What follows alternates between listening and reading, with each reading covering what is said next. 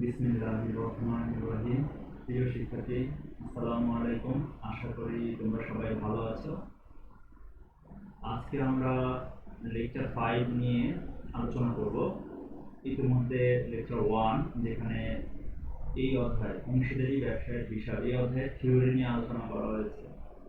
Lecture 2তে এই অধ্যায়ের প্রয়োজনীয় যে ছকগুলো ছিল সেগুলো নিয়ে আলোচনা করা হয়েছে, এবং লেকচার 3 এবং 4-এ দুইটা অঙ্ক নিয়ে আলোচনা করা হয়েছে, যেন অঙ্কের প্যাটার্নগুলো বোঝা যায়। কিন্তু এখন যেটা সমস্যা হচ্ছে যে অঙ্ক করতে গেলে বিভিন্ন রকমের প্রশ্নের বিভিন্ন প্রবলেম দেখা দেয়।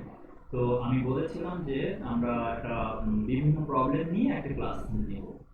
তো তাই আলোকে আজকে লেকচার 5টা খুবই ইম্পর্টেন্ট সবার জন্য, যারা এতদিন ক্লাস করনি তারাও, এবং যারা আগে অংশীদারি ব্যবসার অঙ্কটি করেছো তাদের জন্য খুব ইম্পর্টেন্ট।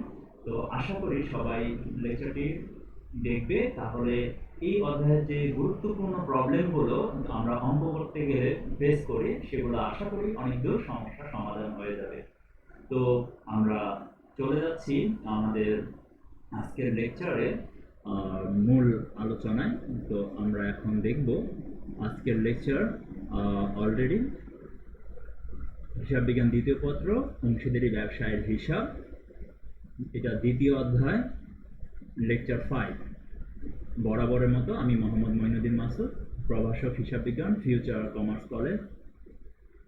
তো এর পরের পেজে আমরা যেটা দেখতে পাচ্ছি যে আমার লেকচারগুলো সহজে বোঝার জন্য, ভালো করে বোঝার জন্য যে স্টেপগুলো, প্রয়োজনীয় দিক নির্দেশনা, সেগুলো লেখা আছে। আমরা আজকে সমস্যা সমাধানের বিভিন্ন প্রবলেমের আলোকে প্রশ্ন এবং উত্তর, সেই 4 নম্বর যে বিষয়টা আছে এইটা আমরা আজকে আলোচনা করব। ওকে, তোমরা দেখে নেবে নিয়মগুলো। বরাবরের মতো এটা হচ্ছে দ্বিতীয় অধ্যায়, দ্বিতীয় পত্র বইয়ের অংশীদারি ব্যবসায়ের হিসাব। আজকের মূল আলোচ্য বিষয় অংশীদারি ব্যবসার কতিপয় নিয়মাবলী, অর্থাৎ কিছু রুলস নিয়ে আমরা আলোচনা করব। প্রথম যে রুলসটা থাকে, যে সবচেয়ে ইম্পর্টেন্ট গণনা কার্য মূলধনের সুদ, আমরা পারি তাও আলোচনা করা, যারা না পারে তাদের জন্য। তো মূলধনের সুদ নির্ণয়ের ক্ষেত্রে দুইটা প্রবলেম হচ্ছে। একটা হচ্ছে যদি শুধু প্রারম্ভিক মূলধন দেওয়া থাকে তাহলে আমরা কিভাবে ক্যালকুলেশন করব। তোমরা অনেকেই আছো ক্যালকুলেশন করার সময় বিভিন্নভাবে প্রেজেন্ট করো, এতে কি হয়, সমস্যা হয়। হ্যাঁ, প্রেজেন্টেশনের কারণে ক্যালকুলেশন করতে সময় নষ্ট হয়, পরীক্ষার হলে অনেক সময় নষ্ট হয়। তো সেই সমস্যাটা সমাধান করার জন্য আমি যেভাবে ক্যালকুলেশনের সাজিয়েছি ঠিক এইভাবেই তোমরা ক্যালকুলেশন করবে। তো আমরা ধরে নিচ্ছি প্রশ্নে লেখা আছে যে মূলধনের উপরে 10% সুদ হবে, এটা আমরা ধরে নিলাম। আর আমরা টাকাগুলো ধরে নিয়েছি, যেহেতু এখন প্রশ্নটা পুরো প্রশ্ন লেখা সম্ভব না। তো আমরা ধরে নিচ্ছি লালের মূলধন হচ্ছে 3 লক্ষ টাকা, নীল হচ্ছে 2 লক্ষ টাকা, এবং সবুজ নামে একজন অংশীদার, তার হচ্ছে 1 লক্ষ টাকা। পার্সেন্ট তোমরা চাইলে এইভাবে লিখতে পারো 10%, আমি এভাবে ভেঙে লিখছি। যেহেতু এটা একটা গণনা কার্যের নিয়ম হচ্ছে ভেঙে দেখানো, যে পার্সেন্ট কিভাবে লিখতে হয়, 10 উপরে নিচে 100, 10 উপরে নিচে 100, এভাবে। তাহলে আমরা এটা ক্যালকুলেটরে করে নিব পার্সেন্ট, আশা করি সবাই জানি যে কত। তো এখানে কেন গ্যাপ রাখা হয়েছে তোমরা একটু পরে বুঝতে পারবে, তোমরা এটা গ্যাপ রাখবে। তাহলে 10 লক্ষ টাকা 10% করলে 3 লক্ষ টাকা, 30,000 টাকা, 2 লক্ষ টাকায় 20,000 টাকা, আর 1 লক্ষ টাকায় 10,000 টাকা, মোট 60,000 টাকা। এটা আমরা অঙ্কে নিয়ে বসিয়ে দেব। অর্থাৎ এখানে মূল উদ্দেশ্য হচ্ছে ক্যালকুলেশন প্যাটার্ন শেখানো। তাহলে আমরা পরের অংশে চলে যাচ্ছি, মূলধনের সুদ নির্ণয় করব। মূলধনের সুদ, এবার প্রারম্ভিক মূলধন এবং অতিরিক্ত মূলধন দেওয়া আছে। তো এই ক্ষেত্রে অতিরিক্ত মূলধনের তারিখ দেওয়া থাকতে পারে, অথবা বলবে মাঝামাঝি। তারিখ দেওয়া থাকলে আমরা তারিখ অনুযায়ী সুদ ধরবো। এই যে এখানে মাঝামাঝি থাকার কারণে অতিরিক্ত মূলধনের 6 মাসে সুদ, আর যদি তারিখ দেওয়া থাকে তাহলে আমরা তারিখ অনুযায়ী সুদ ধরবো। ওকে, তো মাঝামাঝি অতিরিক্ত মূলধন আনয়ন এবং 10%। আমরা ধরে নিচ্ছি লালের মূলধন যা ছিল 3 লক্ষ, নীলের মূলধন 2 লক্ষ, আর সবুজ 1 লক্ষ। প্রশ্নটা হচ্ছে যে নীল মাঝামাঝি 50,000 টাকা অতিরিক্ত মূলধন দিয়েছে, তো তার জন্য কি করা লাগবে, একটু খেয়ালের বিষয়। আগের মতোই আমরা লিখবো, কিন্তু একটা কলাম খালি রেখে আমরা টাকাটা নিয়ে যাব লালের 30,000 টাকা। ওকে, এখানে লিখবো, একটা কলাম খালি রেখে লিখবো। কেন, এখনই বুঝবে। নীল 2 লক্ষ টাকা, 20,000 টাকা 10% করলে পুরা বছরের সুদ। আর এখানে হচ্ছে 50,000 টাকা 10% ভাগ 12 গুণ 6, তাহলে 2,500 টাকা। এটা হচ্ছে অতিরিক্ত মূলধনের সুদ। এটা আমরা যোগ করে তারপরে এখানে চলে যাবে মোট মূলধনের সুদ নীলের 22,500 টাকা। এবার সবুজেরটা আগের মতো সেকেন্ড কলামে চলে যাবে টাকাটা, মোট তাহলে আগে ছিল ৬০,০০০ টাকা, এখন এই অতিরিক্ত মূলধনের কারণে হলো ৬২,৫০০ টাকা। তাহলে আমরা তফাৎটা যেটা দেখলাম সেটা হচ্ছে এখানে যদি কেউ অতিরিক্ত মূলধন দেয় তার নামের দুইটা মানে মূলধন লেখার সময় করতে হবে ২টা টাকা বসবে, এবং এই যে গ্যাপটা এবার বোঝা গেল যে কেন এই গ্যাপটা রাখা হয়েছে, যে আমরা সমান সমানগুলো একই বরাবর, দেখো তোমরা টাকা একই বরাবর, পার্সেন্টগুলো একই বরাবর, তারিখের ব্যাপার থাকলে একই বরাবর। ফার্স্ট কলামে অতিরিক্ত মূলধন এবং মূলধনের টাকা, এবং সেকেন্ড কলামে তাদের মোট টাকাটা বসবে। এই হলো আমাদের কি ৬২,৫০০, এটা আমাদের অঙ্কে এই 4টা অ্যামাউন্ট গিয়ে বসবে। এই ছিল যদি প্রারম্ভিক মূলধন এবং অতিরিক্ত মূলধন থাকে তাহলে সুদ নির্ণয়ের গণনা কার্যের প্যাটার্ন। আশা করি সবাই বুঝতে পেরেছো। এবার আমরা চলে যাব দ্বিতীয় গুরুত্বপূর্ণ বিষয়, সেটা হচ্ছে উত্তোলন। উত্তোলনের সুদ নিয়ে অনেক ঝামেলা, অনেকেই এই ঝামেলায় পড়ো, অনেক রকমের প্রশ্ন থাকে। তো আমরা এখানে চেষ্টা করব আস্তে আস্তে একটা একটা করে। তাহলে প্রথম ঝামেলা যেটা, সেটা হচ্ছে প্রশ্নে এরকম বলা থাকে যে বছরে মোট ৩৬,০০০ টাকা উত্তোলন করে, যে আমি হাইলাইট করে রেখে দিয়েছি যে বছরে মোট উত্তোলনের পরিমাণ কত ৩৬। এটা মাসে না, এটা বছরের ফুল টাকা দেওয়া। তাহলে উত্তোলনের সুদ হচ্ছে কত 10%, এটা ধরে নিলাম। তো এখন এটা একটা নিয়ম আছে আমাদের, এটা রুলস, যে নগদ উত্তোলনের উপরে ৬ মাসে সুদ ধরা হয়। কয় মাসে? ৬ মাসে সুদ ধরা হয়। এটা অ্যাকাউন্টিং এর একটা বেসিক রুলস, এখানে আর কোনো কথা নেই। তাহলে উত্তোলনের সুদের ক্যালকুলেশন কত হবে? ৩৬,০০০ টাকা 10% ভাগ 12 গুণ 6। তাহলে ৩৬,০০০ টাকা 10% করলে হয় ৩,৬০০, ওটাকে হাফ করলে হয় ১,৮০০। তোমরা চাইলে কেউ হাফ লিখতে পারো, কিন্তু লেখার দরকার নেই, এটাই বেস্ট। যে মাঝামাঝি মানে হচ্ছে ভাগ 12 গুণ 6, মাঝামাঝি মানে ৬ মাসের সুদ। এই যে আমি লিখে দিয়ে ৬ মাসের সুদ ধরা হলো। আশা করি সবাই বুঝতে পেরেছো কিভাবে ১,৮০০ টাকা এটা আমরা অঙ্কে বসাবো। এখন সবাই যদি ৩৬,০০০ টাকা করে উত্তোলন করে তাহলে সবারটা ১,৮০০, ১,৮০০, ১,৮০০ তিনবার লিখে দিব, বারবার গণনা কার্য দেখানোর প্রয়োজন নাই।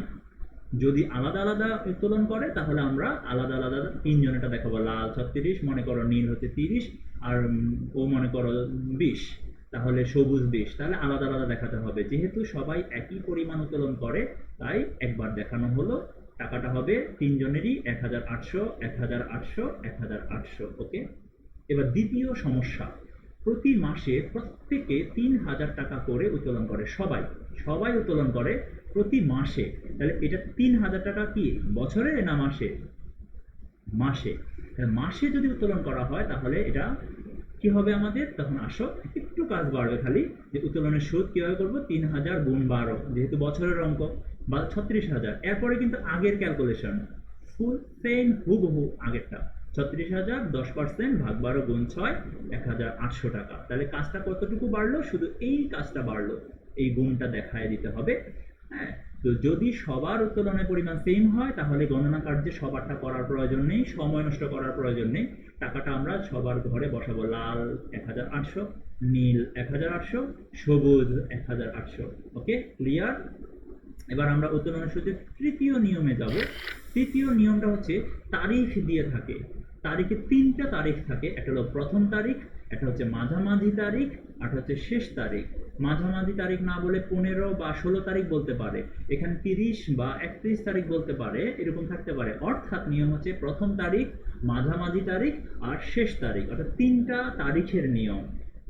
আমরা লিখে নিলাম প্রশ্নটা, যে প্রতি মাসে প্রথম তারিখে লাল ৩,০০০, মাঝামাঝি তারিখে নীল ৩,০০০ এবং শেষ তারিখে সবুজ ৩,০০০ টাকা করে উত্তোলন করে। উত্তোলনের হার বরাবরের মতো 10%। তাহলে ক্যালকুলেশনটা হবে, এবার ৩ বার ৩৬,০০০ টাকা করা লাগবে না। এখানে স্পেশাল নিয়ম হচ্ছে তারিখের নিয়মের বেলায় মাসের টাকাকে পার্সেন্ট করতে হবে। কাকে? বছরের টাকা না মাসের টাকা? মাসের টাকাকে, এই যে ৩,০০০ টাকাকে পার্সেন্ট করব, তারপর ভাগ ইনটু হবে 6.5, অর্থাৎ ৬.৫। এখানে একটা নিয়ম হচ্ছে যে প্রথম তারিখে উত্তোলন করলে ১৩ বার সুদ হবে। কত? ১৩। আর আমরা জানি বছরের মাঝামাঝি মানে হাফ বছর। ১৩কে যখন হাফ করা হয়, ১৩কে যখন আমরা হাফ করব, দেখো ১৩কে যখন হাফ করব তখন হবে 6.5। আর যদি মাঝামাঝি হয় তাহলে ওটা হচ্ছে ১২ বার। তাহলে ১২ বার হলে ১২ বারের জন্য ১২ হাফ করলে হয় 6। আর যদি শেষ তারিখ হয় তাহলে ওটা হচ্ছে ১১ বার সুদ হবে। ১১ বার, ১১ বারকে হাফ করলে কি হয়? 5.5। তাহলে আমরা 13, 12, 11 হাফ করলে 6.5, 6, 5.5। এত আমার ডিটেলে যাওয়ার দরকার নাই, আমরা বুঝিয়ে দিলাম। বইয়েও নিয়ম আছে, প্রয়োজনে বই দেখে নিবে। আর এখানে আমরা একটু মুখস্থ করি, যদি প্রথম তারিখ হয় তাহলে কি হবে, 6.5 দ্বারা গুণ করতে হবে। যদি মাঝামাঝি তারিখ হয় তাহলে কি দ্বারা গুণ করতে হবে, 6। আর যদি শেষ তারিখ হয় তাহলে 5.5 দ্বারা গুণ করতে হবে। আমরা আজকে প্রশ্নে 3 জনের 3টা দিলাম। সবারটাই প্রথম তারিখ হতে পারে, সবারটাই মাঝামাঝি তারিখ থাকতে পারে, এবং সবারটাই শেষ তারিখ থাকতে পারে। আমরা 3 জনেরটা আলাদা আলাদা দিয়ে দেখিয়ে দিলাম কিভাবে করতে হবে। তাহলে আশা করি আমরা সবাই বুঝতে পারলাম। 3000% করব 6.5 দ্বারা, ওই রেজাল্টকে গুণ করব, তাহলে 1950। 3000% করার পর 300, 3 6 1800, এটা হবে।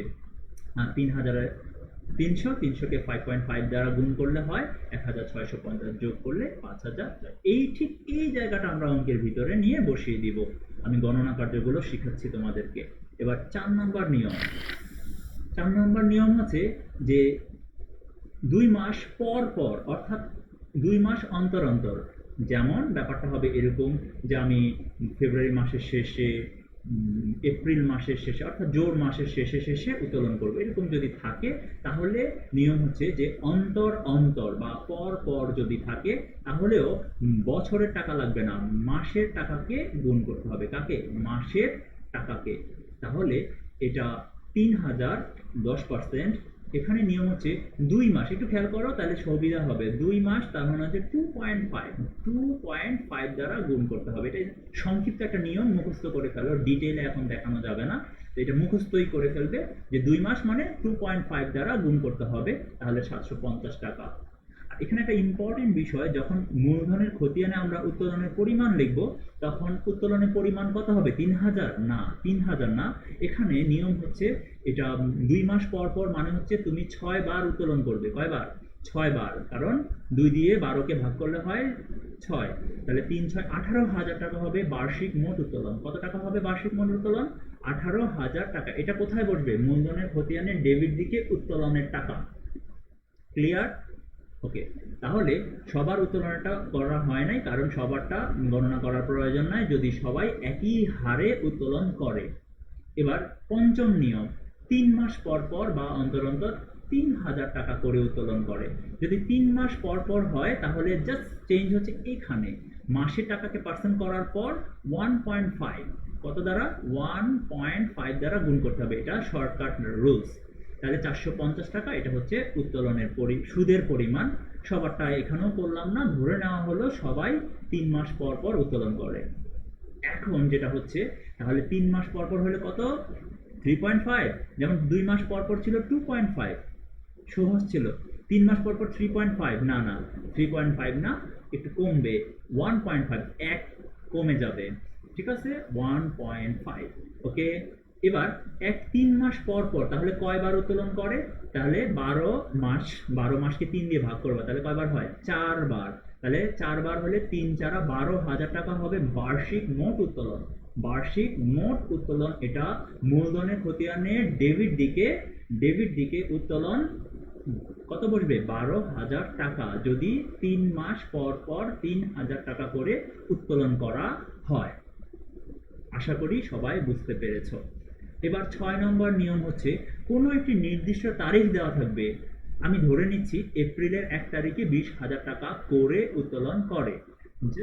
এপ্রিলের 1 তারিখ, এখানে হইতে পারে 1 জুলাই, হইতে পারে 1 অক্টোবর, যে কোনো তারিখ হতে পারে, যে তারিখ হবে সেই তারিখ হবে। অর্থাৎ এপ্রিল থেকে ডিসেম্বর পর্যন্ত কয় মাস? 9 মাস। এই যে 9 মাস। যদি অক্টোবর হয় তাহলে হবে অক্টোবর, নভেম্বর, ডিসেম্বর, 3 মাস। October, November, December. যদি জুলাই মাসের 1 তারিখে হয় তাহলে হবে 6 মাস। ওকে, তাহলে আমরা বুঝলাম। তখন মোট উত্তোলন দেওয়া আছে 20,000, এটাই মোট উত্তোলন। 20,000 10% করব, ভাগ 12 গুণ 9, যেহেতু এপ্রিল মাস, তাহলে আমরা পেয়ে যাব উত্তোলনের সুদ। তাহলে আমরা মোট 6টা উত্তোলনের সুদের নিয়ম শিখলাম। কি ছিল? একটা ছিল বছরে মোট উত্তোলনের পরিমাণ, আমরা একটু পিছনে ব্যাক করি। বছরে মোট উত্তোলন, তারপর ছিল প্রতি মাসে উত্তোলন, তখন নিয়ম সেম, ভাগ 12 গুণ 6, ভাগ 12 গুণ 6। তারপরে ছিল তারিখের নিয়ম। তারিখের নিয়মে প্রথম তারিখ 6.5 দ্বারা গুণ, মাঝামাঝি 6 দ্বারা গুণ, আর শেষ তারিখ 5.5 দ্বারা গুণ। মাসের টাকাকে পার্সেন্ট করতে হবে, এখানে সবাই ভুল করে, বছরের না, এখানে কি মাসের টাকাকে। তারপর 4 নম্বর নিয়ম ছিল 2 মাস অন্তর অন্তর মাসের টাকাটাকে পার্সেন্ট করতে হবে, 2.5 দ্বারা গুণ করতে হবে। 3 মাস পর পর মাসের টাকাকে পার্সেন্ট করতে হবে, 1.5 দ্বারা গুণ করতে হবে। আর যদি নির্দিষ্ট তারিখ দেওয়া থাকে তাহলে যে টাকা দেওয়া থাকবে সেই টাকাকেই পার্সেন্ট করতে হবে। এটাই মোট উত্তোলন, এটাই মূলধনের খতিয়ানে বসবে, এবং যত তারিখ তত তারিখের সুদ হবে, যার যার নিয়ম। এবার তৃতীয় আজকে আলোচ্য বিষয় ঋণের সুদ। ঋণের সুদ নিয়ে আমরা আগে আলোচনা করেছি, তাও রুলস যেহেতু করাচ্ছি তাই দেখিয়ে দিচ্ছি। যদি শুধু কি লেখা থাকে প্রারম্ভিক মূলধন ঋণ, তাহলে প্রারম্ভিক তারিখ অর্থাৎ কারো যদি বছরের প্রথম দিনই ঋণ থাকে তাহলে পুরো বছরের সুদ হবে। আর যদি সুদের হার দেওয়া না থাকে তাহলে আমরা জানি যে 1932 সালের অংশীদারি আইন অনুযায়ী 6% সুদ। আমি ধরে নিচ্ছি সুদের হার দেওয়া নেই, তাই আমি 6% দিয়ে অঙ্ক করলাম, 6,000 টাকা। 12 মাসে সুদ হলো। যদি প্রারম্ভিক ঋণ দেওয়া থাকে তাহলে 12 মাসে সুদ হবে। ওকে, ক্লিয়ার? এবার সাধারণত আমরা প্রশ্নে পাই প্রারম্ভিক থাকে না, মাঝামাঝি কোনো তারিখে ঋণ দিয়েছে।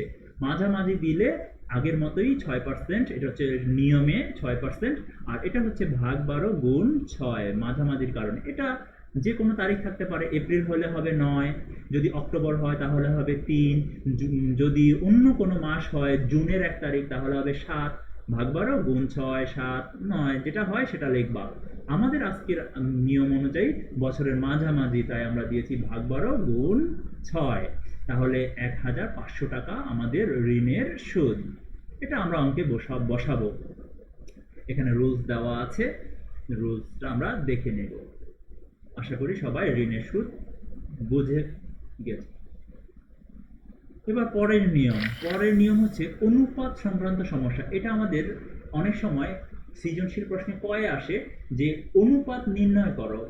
তো অনুপাত নির্ণয়ের ক্ষেত্রে 1 নম্বর রুলসটা হচ্ছে মূলধন অনুপাতে লাভ লোকসান বন্টন করতে বললে আমাদের প্রশ্নে মূলধন দেওয়া থাকবে যে 2010 সাল 1 জানুয়ারি তারিখে লাল একটা নাম 3 লক্ষ টাকা, নীল 2 লক্ষ টাকা, সবুজ 1 লক্ষ টাকার মূলধন নিয়ে ব্যবসা শুরু করে।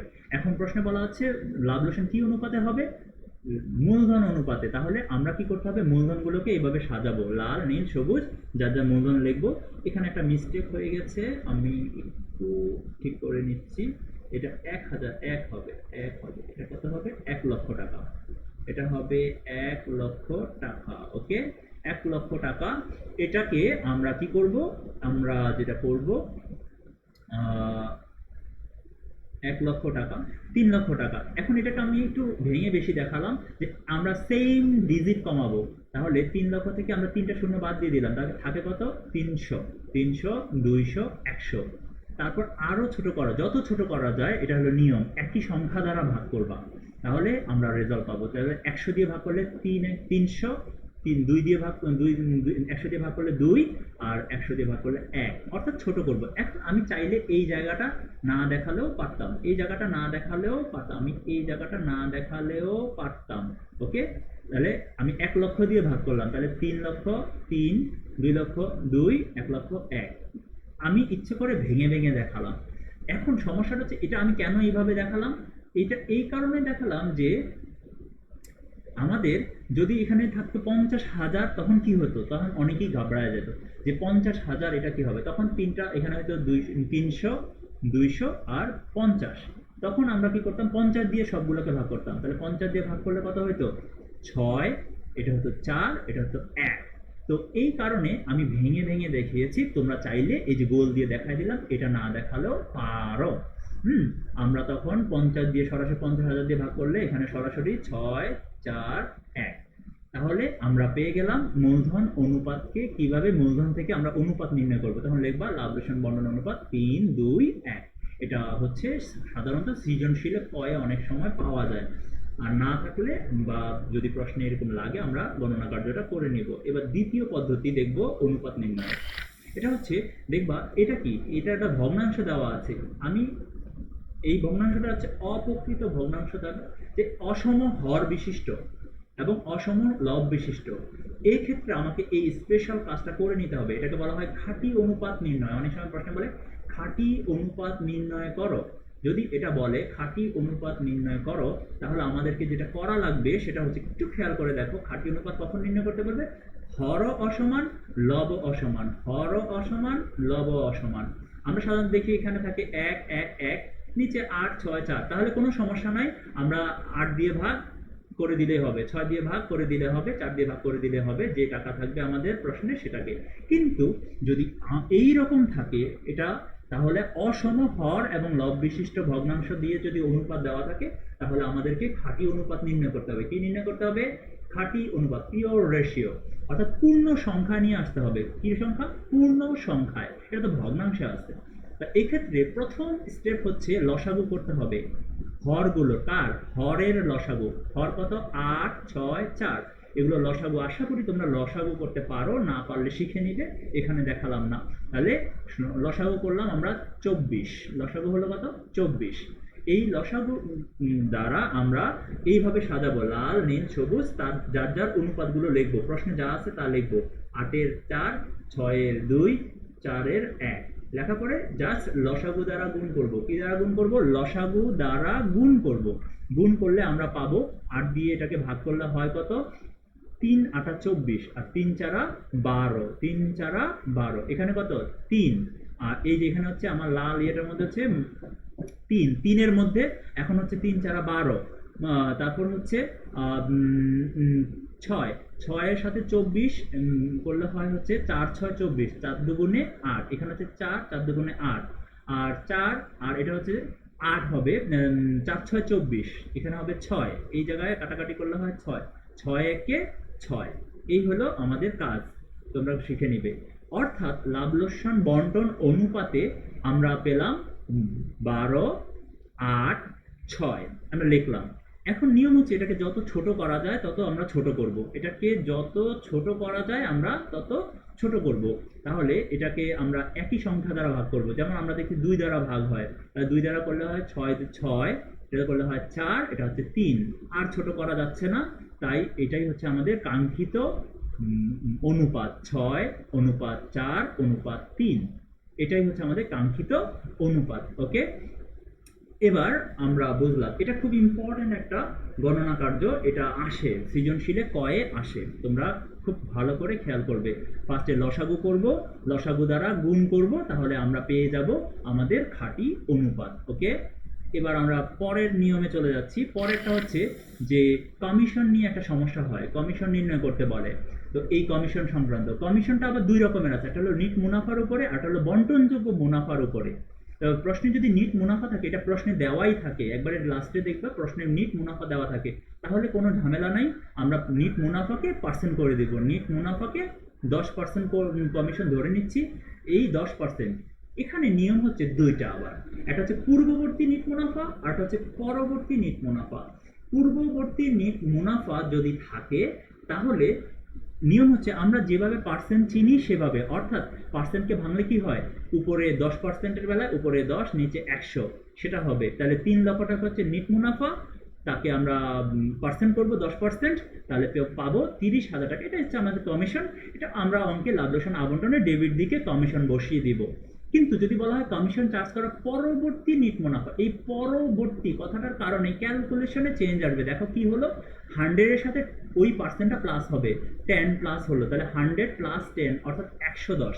যদি 5% হয় তাহলে 105, যদি 7% হয় তাহলে 107।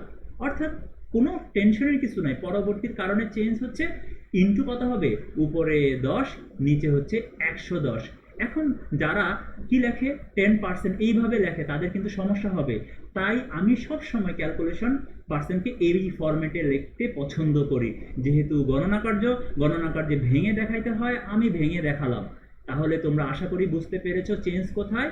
এইখানে ভাগ কত হবে? 110। কখন? যদি পরবর্তী নিট মুনাফা কথাটা প্রশ্নে বলা থাকে। দেখো টাকা চেঞ্জ হয়ে গেল, সেম টাকা কিন্তু টাকা চেঞ্জ হয়ে গেল। এই 27,273 টাকা আমরা লাভ লোকসান আবন্টনে ডেবিটে লিখব।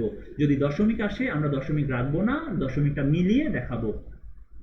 ওকে, এবার হচ্ছে বন্টনযোগ্য মুনাফার উপরে কমিশন। এক্ষেত্রে একটু ঝামেলা হচ্ছে, অঙ্কটা মোটামুটি শেষ করতে হবে।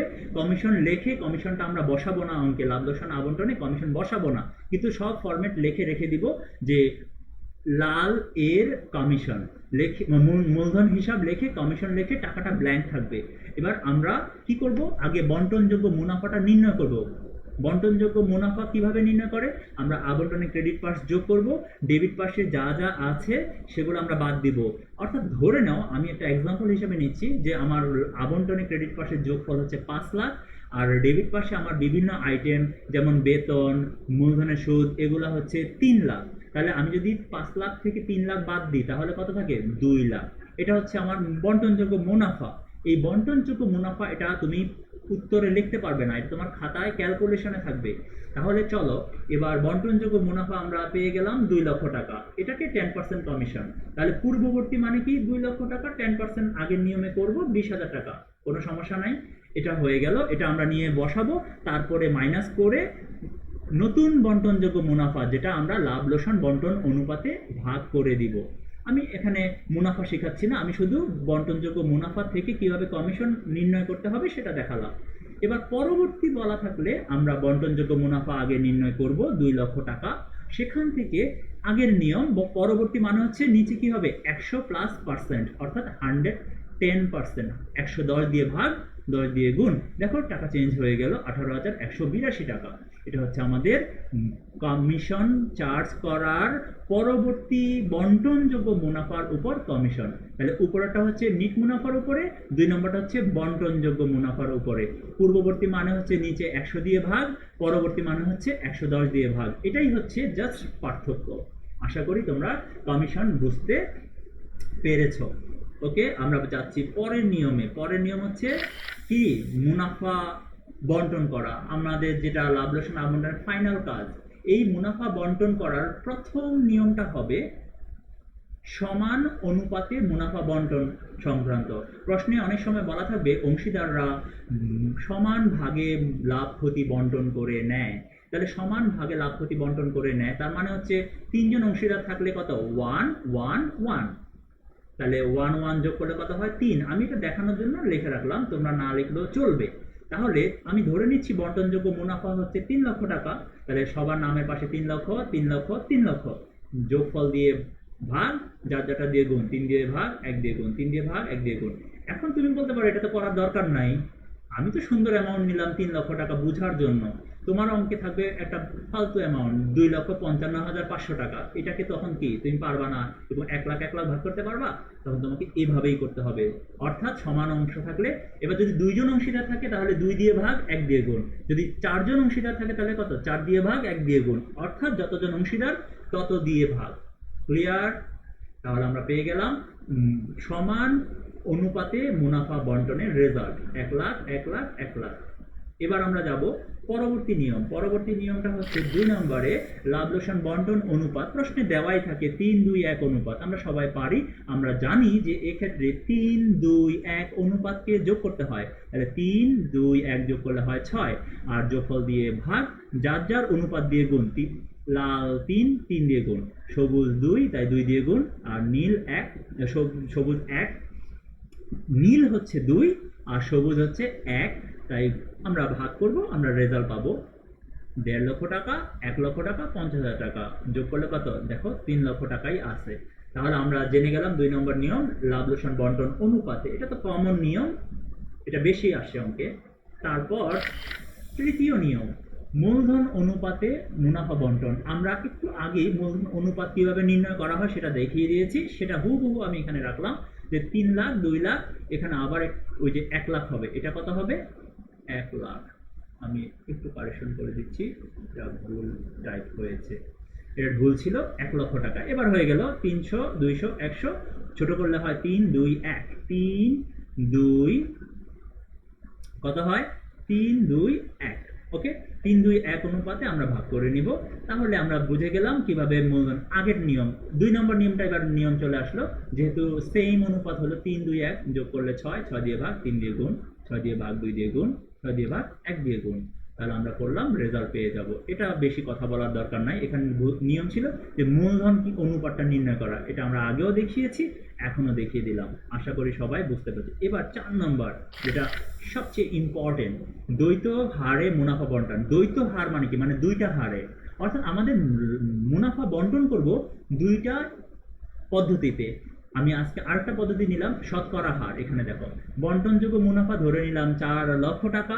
বলছে প্রশ্নে, যার প্রথম 1 লক্ষ টাকা লাল, নীল এবং সবুজের মধ্যে যথাক্রমে 50%, 30%, 20%। আমি আরেকটা পদ্ধতি দিয়ে দিলাম এখানে, শতকরা হার, এটাও বলতে পারে। তাহলে শতকরা হারে এবং অবশিষ্ট অর্থাৎ বাকি কত, 3 লাখ টাকা হবে লাভ লোকসান বন্টন অনুপাতে। ওকে, তাহলে আমরা প্রথম একটা অংশ করে ফেলি যে প্রথম 1 লক্ষ টাকা এটা শতকরা হারে এই হারে বন্টন হবে। 50% মানের নিচে 100, উপরে 50, 20, 30% মানের নিচে 100, উপরে 30।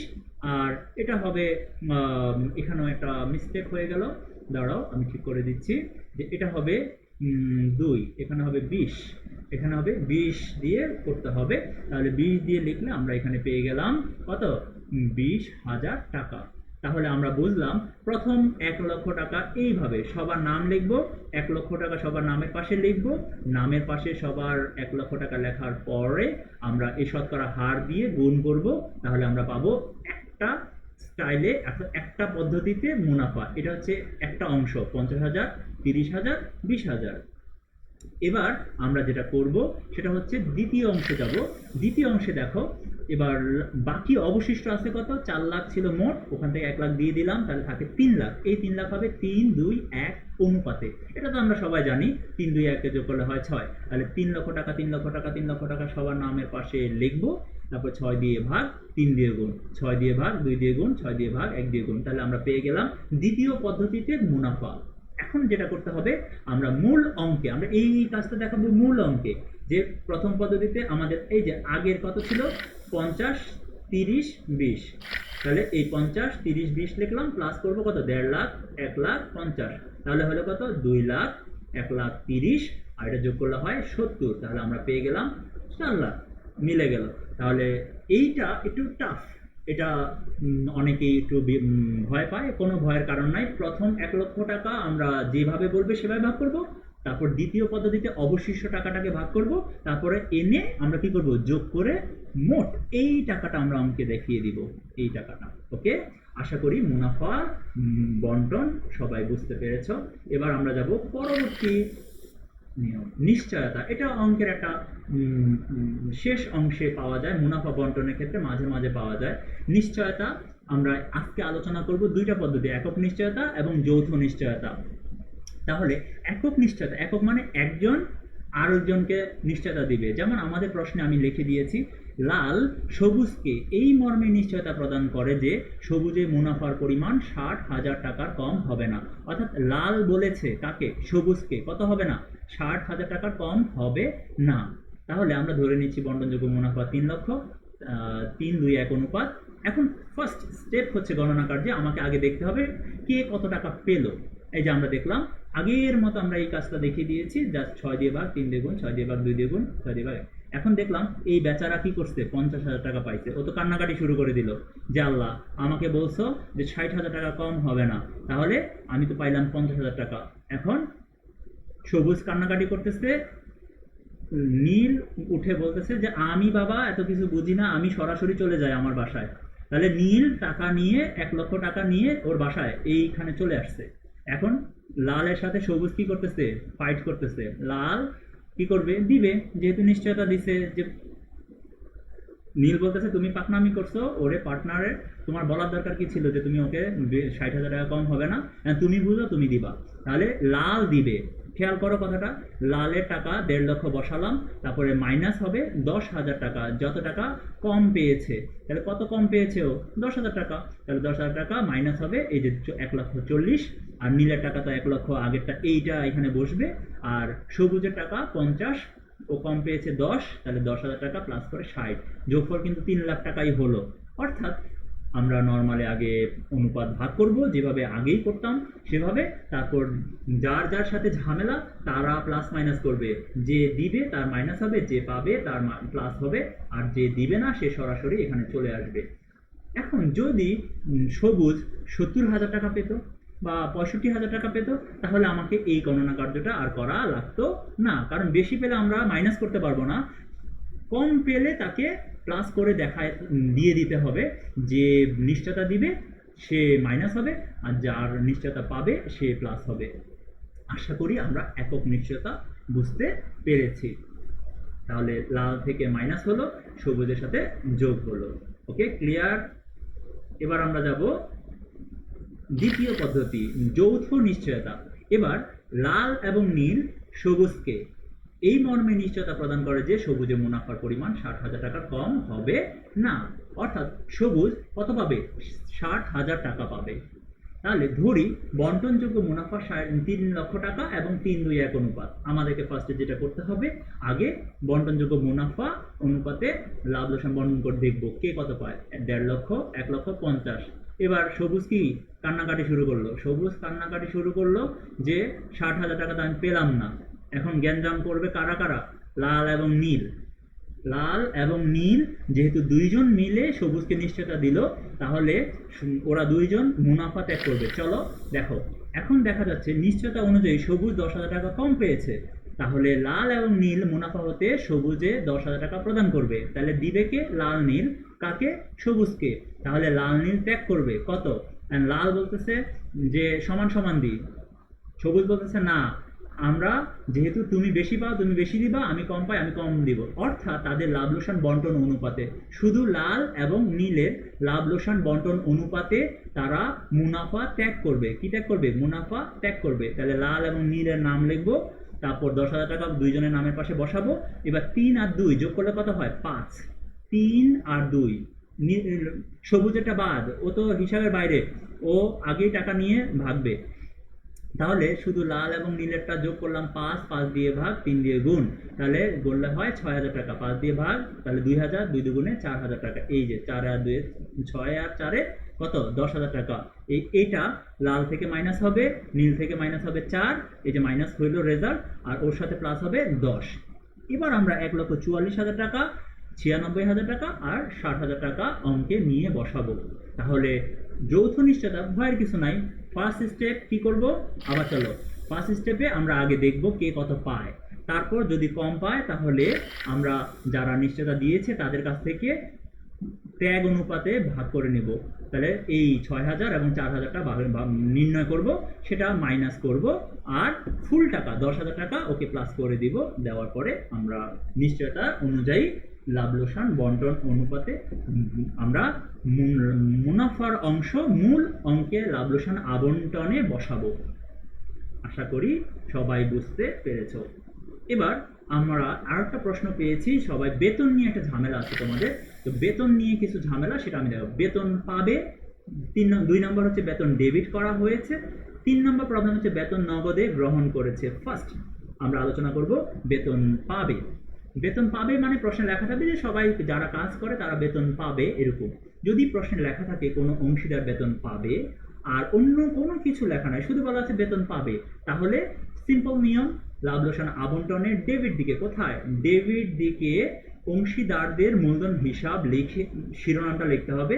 যদি একজন হয় তাহলে লিখবা যেমন সবুজ এর মূলধন হিসাব, আর যদি সবাই হয় তাহলে আছে অংশীদারদের মূলধন হিসাব লিখে বেতন লিখবে, তারপর টাকা বসাবা বেতন। তাহলে লাভ লোকসান আবন্টনের ডেবিটে বেতন বসবে, আর আবন্টনের ডেবিটে বসা মানে মূলধনের ক্রেডিট দিকে, মূলধনের হিসাবের ক্রেডিট দিকে আবন্টন শিরোনামের নিচে লিখতে হবে বেতন। অর্থাৎ দুই জায়গাতেই দেখাতে হবে আবন্টনের ডেবিট দিকে, মূলধন হিসাবের ক্রেডিট দিকে, আবন্টন শিরোনামের নিচে। এটা ইম্পর্টেন্ট, আবন্টন শিরোনামের নিচে। তাহলে বেতন পাবে, এটা আমরা বুঝলাম। এবার দ্বিতীয় প্রশ্ন, আগেরটা ভুলে যাও।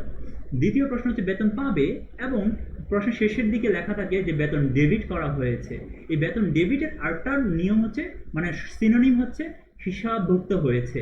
হিসাবভুক্তের আরেকটা সিনোনিম হচ্ছে লিপিবদ্ধ হয়েছে। আরেকটা হচ্ছে চার্জ করা হয়েছে। বেতন যেহেতু ব্যয়কে চার্জ করতে হয়, তাহলে বেতন ডেবিট করা হয়েছে, হিসাবভুক্ত হয়েছে, লিপিবদ্ধ করা হয়েছে, এই কথা যদি লেখা থাকে তাহলে নিয়ম হচ্ছে বেতনটি আগেই হিসাবভুক্ত হয়ে গেছে। অর্থাৎ লাভ লোকসান আবন্টন ছকের আগে লাভ লোকসান হিসাব, অর্থাৎ তোমরা বিশদ আয় বিবরণীতে নিট মুনাফা নির্ণয়ের সময় বেতন হিসাবভুক্ত হয়ে গেছে। তাই আমরা কি করব? এই দেখো, লাভ লোকসান আবন্টনের ডেবিট দিকে বেতন দেখাতে হবে না। কারণ কি? কারণ কি? যে বেতন আগেই লিপিবদ্ধ হয়ে গেছে। অর্থাৎ বেতন ডেবিট করা হয়েছে এটা লেখা থাকলে লাভ লোকসান আবন্টনে বেতন দেখাতে হবে না। যেই অংশীদারটা ডেবিট হয়ে গেছে শুধু সেই অংশীদারটা দেখাতে হবে না, আর যদি অন্য অংশীদারটা ডেবিট না হয় তাহলে তাটা যথানিয়মে দেখাতে হবে। অর্থাৎ আমরা এখন আলোচনা করছি ডেবিটের নিয়ম। ডেবিটের নিয়ম হচ্ছে আবন্টনে আসবে না, তাই বলে আমরা বলি নাই মূলধনেও আসবে না, মূলধনে আসবে। মূলধনে ক্রেডিট দিকে আবন্টন শিরোনামের উপরে, এই যে কোথায় আসবে, আবন্টন শিরোনামের উপরে। আগে নিয়ম ছিল আবন্টন শিরোনামের নিচে আসতো, কিন্তু এখন কোথায় আসবে, মূলধনের খতিয়ানে। মূলধনের, এই যে মূলধনের খতিয়ানে ক্রেডিট দিকে, কোন দিকে, ক্রেডিট দিকে আবন্টন শিরোনামের উপরে লিখতে হবে বেতন। তাহলে বেতন ডেবিটের নিয়ম হচ্ছে আবন্টনে আসবে না, মূলধনের খতিয়ানে আসবে। কোথায়, আবন্টন শিরোনামের উপরে। এবার আমরা যাব তৃতীয় নিয়মে। বলছে বেতন পায়, বেতন নগদে গ্রহণ করেছে, গ্রহণ করা মানে উত্তোলন করেছে, উত্তোলন করা মানে তুলে নিয়েছে। যদি এটা থাকে তাহলে আমাদের নিয়মটা হবে, তাহলে বেতন লাভ লোকসান আবন্টনের ডেবিটে দেখাতে হবে, অর্থাৎ বেতন পায় যেহেতু বেতন দেখাতে হবে, আবন্টনে আসবে। কথা শেষ। কোথায় আসবে, আবন্টনে আসবে, কিন্তু মূলধনের খতিয়ানে লিখতে হবে না। কারণ কি, কারণ সে বেতন তো তুলে নিয়েই গেছে, তুলে নেওয়ার কারণে সে তো আর প্রতিষ্ঠানের কাছে পাওনা হবে না। পাওনা হবে না মানে মালিকানা সত্ত্ব বৃদ্ধি পাবে না। কারণ ব্যাখ্যা করে দিলাম যে কেন বেতন মূলধনের খতিয়ানে আসবে না। কারণ বেতন সে পেত এবং সে এটা নিয়ে তুলে নিয়ে চলে গেছে, তার মানে তার মালিকানা সত্ত্ব বৃদ্ধি পাবে না, তাই মূলধনের খতিয়ানে ক্রেডিট দিকে লেখা যাবে না। তাহলে বেতন পায়, নগদে গ্রহণ করেছে বা তুলে নিয়েছে, ট্রিটমেন্ট কি, আবন্টনে আসবে, যথানিয়মে লিখতে হবে নগদান হিসাব, অংশীদারদের নগদান হিসাব। তখন মূলধন হিসাব লেখা যাবে না, কারণ মূলধনে আসবে না, তাই মূলধন লেখা যাবে না। নগদান হিসাব লিখতে হবে, বেতন লিখতে হবে আবন্টনের ডেবিট দিকে। আর মূলধনের খতিয়ানে আসবে না, আসবে না, এই যে মূলধন ক্রেডিট দিকে আসবে না, পেঁচাবানা। নিয়ম আলাদা, 1 নম্বর নিয়ম, 2 নম্বর নিয়ম, এখন 3 নম্বর নিয়ম। এবার চলে আসো 4 নম্বর নিয়ম। সবগুলা লেখা আছে এবার। বেতন পায়, বেতন ডেবিট করা হয়েছে, বেতন নগদে গ্রহণ করেছে, অর্থাৎ 3টা নিয়ম। বেতন পায়, বেতন গ্রহণ করেছে, বেতন ডেবিট করা হয়েছে। তখন নিয়ম হচ্ছে স্টেপ বাই স্টেপ। বেতন ডেবিট করার জন্য আবন্টনে আসবে না, এই দেখো বেতন দেখাতে হবে না আবন্টনে, কারণ ডেবিট করা হয়েছে যেহেতু আবন্টনে আসবে না, তাহলে আবন্টনের নিয়ম শেষ। নগদে গ্রহণ করার নিয়ম হচ্ছে নগদে গ্রহণ করার কারণে আবন্টনে যেহেতু মালিকানা সত্ত্ব বৃদ্ধি পাবে না, যেহেতু কি এই যে দেখো মালিকানা সত্ত্ব বৃদ্ধি পাবে না, তাই মূলধনের খতিয়ানেও ক্রেডিট দিকে দেখাতে হবে না, হবে না।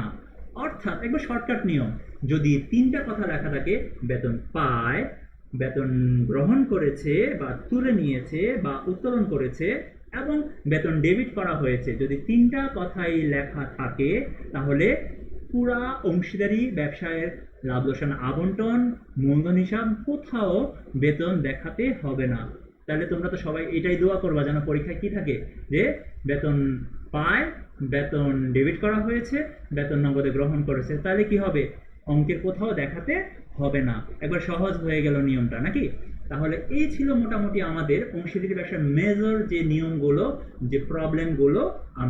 তোমরা যখন যেটা আটকাবা ভিডিওতে এসে ওই জায়গায় পজ করে দেখবা, আশা করি তোমরা তাহলে বুঝতে পারবা। এই ছিল আজকে মোটামুটি লেকচার।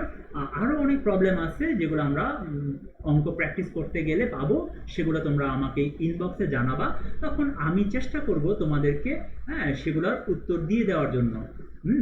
তো আশা করি তোমরা সবাই বাসায় এই নিয়মগুলো প্র্যাকটিস করবে। তো এই নিয়মগুলো যদি প্র্যাকটিস করো তাহলে আমরা মোটামুটি অঙ্ক শেষ করে, এখন আমি আশা করি আমি 80%-এর মতো নিয়ম শেষ করেছি। এখন প্রত্যেকটা অঙ্কে দেখবে নতুন নতুন এক একটা করে লাইন যুক্ত থাকে, যেটা তোমরা দেখলেই কিছুটা বুঝে যাবা। সেটা আমি বলে দিলাম যে তোমরা কি করবা, বাসায় অঙ্ক প্র্যাকটিস করবা এবং সেখানে দেখবা যে তোমরা প্র্যাকটিস করতে গেলে যে প্রবলেম হবে সেটা আইডেন্টিফাই করে আমাকে ইনবক্সে জানাবা, কমেন্টসে। তাহলে আমি তোমাদেরকে ওই অ্যান্সারগুলো দিয়ে দিব। তো আশা করি তোমরা সবাই এই ক্লাসটা থেকে অংশীদারি ব্যবসায় যে গুরুত্বপূর্ণ গণনা কার্য আছে সেগুলো একটা ভালো ধারণা পাবে। যখন যে সমস্যাটা হবে তোমরা ভিডিওতে ওই জায়গায় যাবে, পজ করে একটু দেখে নেবে। অংশীদারি ব্যবসাটার নিয়ম হচ্ছে অনেক রকমের নিয়ম, অনেকগুলো ক্লাস নিতে হয়। তো আমরা আশা করি আর একটা কি দুইটা ক্লাসের মধ্যে অংশীদারি ব্যবসা শেষ করে দিব এবং নতুন চ্যাপ্টারে যাব। তো যারা এখনো লেকচারগুলো ঠিকমতো ফলো করনি, তারা আমার ফেসবুক গ্রুপে যাবা। ফেসবুক গ্রুপে গেলে এপিডিসি অফ মঈন স্যার, এই গ্রুপে গেলে তোমরা সবগুলো ভিডিও পেয়ে যাবা। এবং তোমরা আমার ইউটিউব চ্যানেলেও যেতে পারো, অ্যাকাউন্টিং প্রবলেম রিসার্চ সেন্টার অথবা এপিডিসি অফ মঈন স্যার লিখে সার্চ দিলে চ্যানেলে গেলেও তোমরা ভিডিওগুলো পেয়ে যাবা। হ্যাঁ, তোমাদের জন্য সেখানেও দেওয়া আছে। আশা করি তোমরা সবাই ভালো করে প্র্যাকটিস করবে। হ্যাঁ, আমরা ইনশাআল্লাহ আর 2 লেকচারের মধ্যে এই চ্যাপ্টারটা শেষ করে দিব। সবাই ভালো থাকবে এবং অবশ্যই অঙ্ক প্র্যাকটিস করবে, তাহলে তোমরা অঙ্কের প্রবলেমগুলো বেশি বুঝতে পারবে। সবাই ভালো থেকো, আমার জন্য দোয়া করবে, তোমাদের জন্য দোয়া করি, সবাই সবার জন্য দোয়া করবে। আমরা যেন খুব শীঘ্রই এই করোনা মহামারী থেকে মুক্তি পাই এবং আমরা সরাসরি ক্লাসরুমে ক্লাস করতে পারি। এটা আমাদের সবচেয়ে বেশি কাম্য। কারণ কি, আসলে ভিডিওর মাধ্যমে ক্লাস ওইভাবে প্রাণবন্ত লাগে না। তো সবাই ভালো থাকো, আল্লাহ হাফেজ।